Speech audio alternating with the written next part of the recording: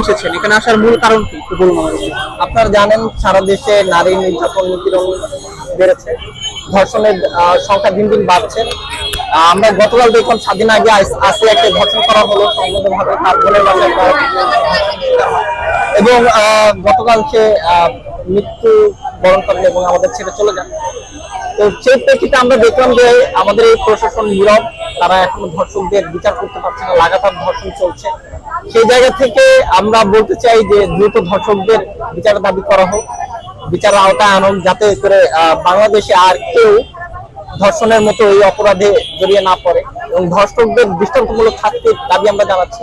এই ধর্ষণের জন্য যে শাস্তির দাবি আমরা জানাচ্ছি বা জানিয়েছি, সেখানে আপনারা দেখেছেন কিভাবে হামলা করা হয়, উস্কানিমূলক কোনো কিছু ছাড়াই হামলা করা হয় এবং হামলার পরবর্তীতে আমরা দেখি মামলাও করা হয়।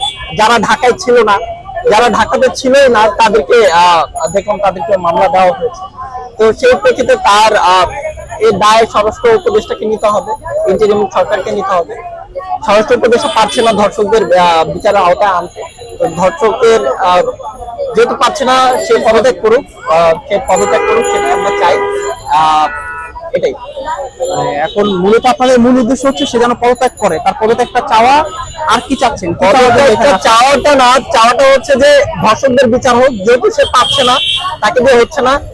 গণঅভ্যুত্থানের 8 মাস হয়ে গেল, এখনো নিরাপত্তা দিতে পারছে না, ধর্ষকদের বিচারের আওতায় আনতে পারছে না এবং ধর্ষণ বন্ধ করতে পারছে না। দিনকে দিন সেটা বাড়ছে। আজকেও দেখলাম ঢাকার বিভিন্ন অঞ্চলে বিভিন্ন জায়গায় ধর্ষণের মতো কাহিনী ঘটেছে।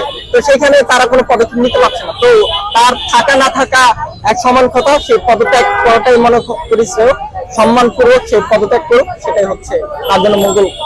আর আসিয়ার পরিবারকে কি কোনোভাবে সহযোগিতা কিংবা এই রিলেটেড কোনো কিছু আপনাদের এজেন্ডার মধ্যে আছে কিনা? আপনাদের চাই আমরা ভাবছি, এখানে আমরা কাজ করবো।